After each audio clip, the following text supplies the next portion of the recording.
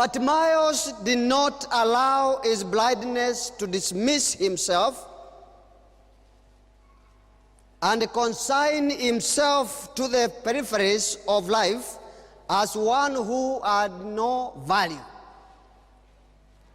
You see, there are people in this world who condemn themselves before even other people condemn them. Once you realize that you have a certain tragedy in your life, you are blind, you are deaf, you start feeling that you are of no value. You are of no value. What am I doing in this life? Everybody else is seeing, everybody else is hearing. Maybe I'm the only one suffering this. And so you start planning in your own life how you are going to take care of this unbearable situation. People who will not remember what I told you a few days ago, that there is nobody in this life who is a biological accident. We all came on this earth by the design of the Creator God, who loves us so much. Hallelujah. We always need to be reminded by something that lives inside of us, that we are of value. It does not matter what has happened to you in this life. Even if you don't have both legs, you are still precious before the sight of God. Amen. Hallelujah. Amen. I don't care what is happening to you. I don't care whether you are jobless. I don't care whether you live your life in a hospital bed and you cannot raise yourself up. People have to come to give you a cup of water and a plate of food. While you are there in that bed, I want you to know that you are still precious. Amen. Hallelujah. Amen. Don't allow anybody, anyone, to devaluate your currency of life. Currencies can be devaluated, but a human being will keep its value up to the end. Even when we will choose to be lost, and God is not able to save us because we have refused His salvation. Yes, we will be condemned to hell, but I want you to know that God's heart will stay bleeding over His lost children. Hallelujah. Amen. So, this man, Bartimaeus, was a man who had a sense of realizing that even though he was blind, he had some value on him. He remembered that he was still the son of Abraham. Hallelujah. And in spite of what his fellow men would wish for a helpless case like him, he always lived his life in the streets of Jericho with the hope and anticipation that one day, hallelujah, one day, and that one day can make a whole difference in your life. You know, people don't need too many days to become something different from what they have been all their life. It takes one day like this to bring about a total revolution in a man's life. You don't need too many sermons. You just have to listen to the appropriate sermon one day. Hallelujah. You know, I'm going to be preaching many sermons in this place during this event. I am just praying that one of those sermons will be the one that will shoot the arrow that will make a difference in your soul. Hallelujah. But Miles lived his life in the streets of Jericho, knowing that one day, he doesn't know the date, and he does not even know when this day will be coming. But he looked forward in his blindness. It looks like he had some light inside of him. You know, there are people who may be physically blind, but actually they have a lot of sight inside. I wish I can have people who are blind physically, but they are able to see from the inside. It's useless for you to have this sight when you do not have the inner sight.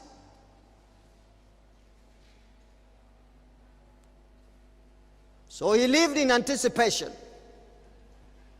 He knew one day something will happen, even though he didn't know what exactly it will be.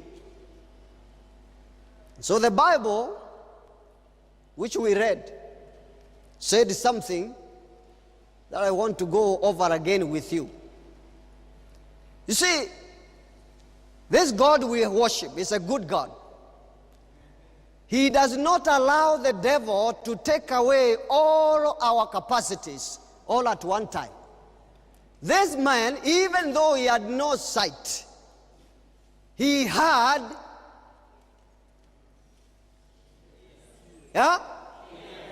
he had what? I pray that even if you might be blind, at least you might have your ears.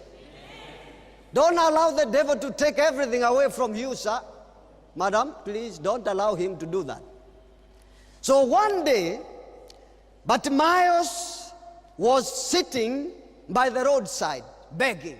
It was the only career he could have, begging, because he doesn't see. He had his arms stretched to nobody he knew also. He doesn't see, but he could hear some movement, and he knew people were passing, so he would stretch his hand. Whatever you put in his hand, he will accept it, because what else can he do? And this was his occupation every single day of his life. But this particular day, the Bible said, Jesus and his disciples had visited the city of Jericho, did whatever they were doing there, I don't know what it was, and the time to leave the city had come. And thank God that they happened to leave the city through the street where Bartimaeus used to beg from. Whether it was accidental or it was by design, I don't know. But there are times in this life when God passes through your street. Hallelujah. He passes through the street of your sickness, through the street of your marriage, through the street of your job. Jesus was passing through the street where Bartimaeus used to beg from. Now let me tell you what, Bartimaeus did not arrange for it. There are times when God's favor points to you. Hallelujah. And then he couldn't see, but he was able to hear the commotion, because the Bible said Jesus was not alone. He was with his disciples and a huge crowd. There are many people who used to follow Jesus all the time. People who wanted to hear him teach. People who wanted to see what kind of a person He was for his own personal curiosity. They were not interested in his ministry, but they used to follow him anyway. And so this particular day, there were many people who were following Jesus. And so there was a lot of commotion. And I thank God for commotion. I thank God for commotion. Let me tell you, when it is just all quiet, you may not know what is going on anywhere. Commotion sometimes wakes some people up. There was commotion in the surrounding of Bartimaeus. So he called upon the people who were close by. And he said, "Sirs, what is going on? Because I'm hearing a lot of commotion. I can't see, but I can hear. What is this commotion about?" And one careless man, who did not mean to make any serious point that would help Bartimaeus. But you know, there are people who talk freely. Yeah? He answered Bartimaeus and said, "Bartimaeus, you're always asking questions. And when you ask, you do nothing with the answers you get. But anyway, it is Jesus of Nazareth." Hallelujah. Amen. You people, do you know how to shout? The day you will hear that name mentioned, you better begin to smile. Especially if there is a problem that you know besets you and has not been willing to leave you. The man said, "It is Jesus of Nazareth who is leaving the city." He is not coming in, he is leaving the city. Now listen to me now. There is a difference when he is coming in and when he is leaving. And if you know how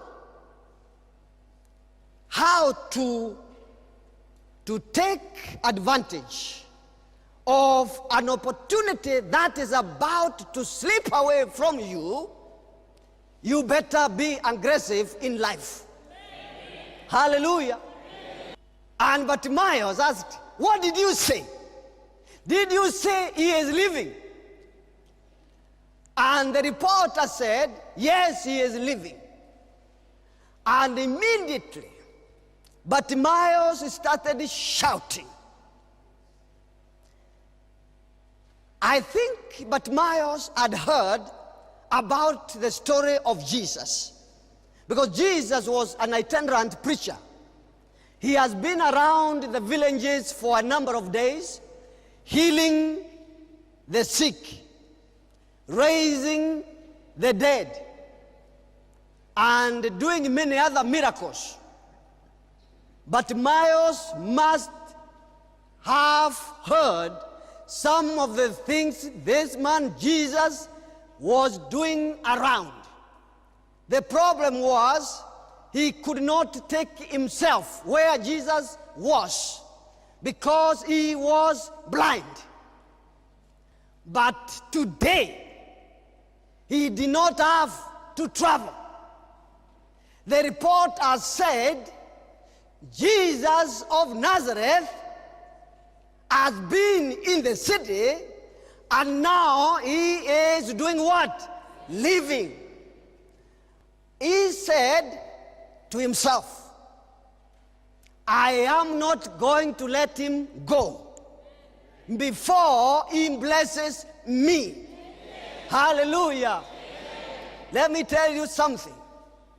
Some of you are too shy. Some of you are too shy to take advantage of an opportunity you may never have again. Are you hearing what I'm saying? There are people who will lose this opportunity. My heart is already bleeding for you. So he started shouting. He said, "Jesus, Son of David, have mercy on me." and some guys who were standing there, people who are educated, the professionals, people who don't like noise, people who want to stay in a quiet place. They said, Bartimaeus, you have been a good guy all along, but today something is wrong with you. You are embarrassing the city. Very soon we might run and bring the city council because you are becoming a nuisance. And you know today we have visitors in the city. You are making too much noise. We command you to keep quiet. I know what Bartimaeus thought on that one. He said, you guys, you don't know. I keep quiet today when the man, the only man on this earth who can help me is leaving the city. And I have been with you here all the time, and none of you has helped me in my blindness. Now is the only day I have. Hallelujah. Amen. To be blessed by the only man who is able to do it for me. And you want me to keep quiet? Shame on you with your education. Shame on you with your civilization. The Bible said, he shouted even the more. And he said, Son of David, have mercy on me. I can tell you there are some who even trying to go and put some clothes into his mouth. But Bartimaeus resisted every attempt to silence him.